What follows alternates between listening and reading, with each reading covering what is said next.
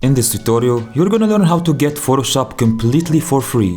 Okay, this is gonna blow your mind. Some of you know this already, but for the people who don't, head over to Google real quick, type in photopea.com, and once you're here, you basically have stepped into a gold treasure, because what this website allows you to do is it allows you to open any Photoshop project you have on your computer. If you click on this button right here that says open from computer, you don't have to download anything, you don't have to download any software or virus or anything like that. It allows you to make a new Photoshop project and work as if you paid for the full Adobe membership thingy, all for free and in just one click. I guess in a few clicks, not just one click. You can click on new project, you can set your dimensions, or you can tap on one of these presets down here, and as you can see, Photopea's menus and tools closely resemble Photoshop, with features like layers, adjustment layers, the pen tool, and smart objects that function just like Photoshop. It's basically Photoshop, I guess. And hear this out, the best part is that it's legit and not illegal because it's an independently developed website from what I've heard, meaning that it mimics Photoshop's functionality without using Adobe's code or assets.